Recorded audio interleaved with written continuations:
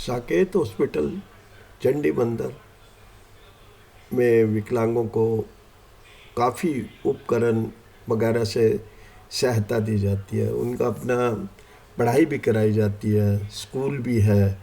अब हमारी दृष्टि वहाँ भी थी, क्योंकि जब विकलांगों का काम हो रहा था तो कुछ लोग आते थे जिन्हें कैलिपर्स चाहिए या व्हील चेयर चाहिए या बैसाखियाँ चाहिए।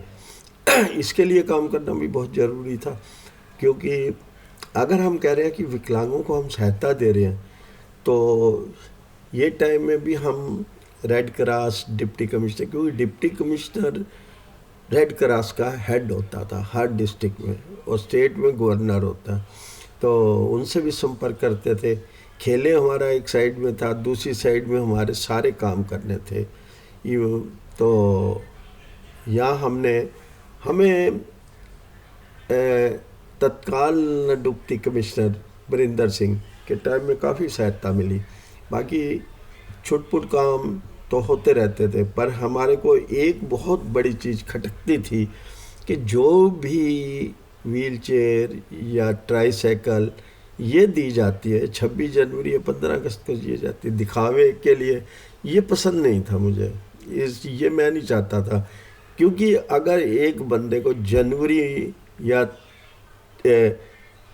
30 जनवरी को अगर एक्सीडेंट हुआ या उसको नीड है ट्राईसाइकिल या किसी की, और उसको इंतज़ार करना पड़ेगा 15 अगस्त या 26 जनवरी का, ये चीज़ें हम एतराज़ करते थे कि लेटर लिखते थे कि ऐसा नहीं होता है। जब जिसको चाहिए उसी समय इसको दी जानी चाहिए। अब ये लोग कुछ नाराज़ होते थे डीसी आकर, क्योंकि रेड क्रॉस का जो फंड है, ये तो एक राष्ट्रपति ने भी कहा था कि गलत यूज़ होता है, बड़ी बड़ी छोटी छोटी चीज़ों में नहीं होता कि बाढ़ आ गई भेज दिया, कितना भेज दिया, इतना भेज दिया, वो आ गया, ये सारी चीज़ें तो मान्य।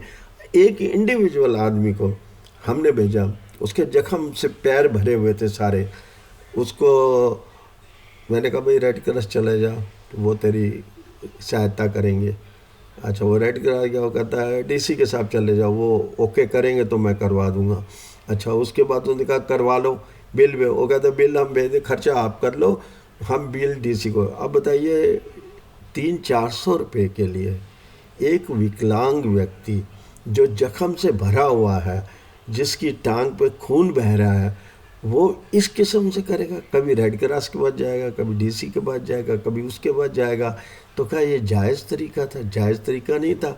जो हेल्प करनी थी, तो हमने इस किस्म से डॉक्टर भी कई रखे थे कि जो विकलांग लोगों की फ्री में सहायता कर देते थे। कईयों से मैंने मिल के काम करा। इसमें सबसे आगे था डॉक्टर पसरीचा। पसरीचा तो फ्री दवाई भी दे देता था और उनको हेल्प भी कर देता था। इस तरीके से हमने और भी जोड़े थे डॉक्टर, 22 डॉक्टर जोड़े थे इस शहर शहर में, और ये पंक्ति हमने आगे भी चलाने की कोशिश की। इससे क्या है कि विकलांगों को कुछ हेल्प मिल जाती थी और खड़ा नहीं रहना पड़ता था। ये एक अच्छा योजना थी जो हमने चलाई थी। हमने तो मेडिकल कैंप अपनी संस्था में भी लगाए थे। मैं शायद देखिए, बताने को बहुत चीज़ें, अगर मैं एक एक स्टेज में आपको बताऊंगा तो मेरे ख्याल तो बहुत ही लंबा चला जाएगा और आपको भी पसंद नहीं आएगा, बार बार एक चीज़ें आएंगी। तो 40 साल के 45 साल के मेरे काम को मैं आपको 2-4 शब्दों में नहीं बता सकता।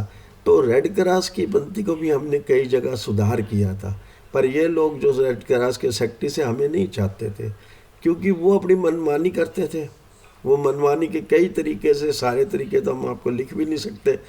वो मनमानी अगर को हम उनके करेंगे तो खुलती चली जाएगी। एक चीज़ मैं बताता हूँ आपको। मैं एक बार दरियागंज गया किसी विकलांग को सहायता देने के लिए, तो मैंने खुद भी खरीदनी थी। मैंने उनको कहा सहायता के लिए, तो बोले जी बताइए कौन सी लेनी है, 1400 वाली लेनी है या 5000 वाली लेनी है या 10,000 वाली लेनी है।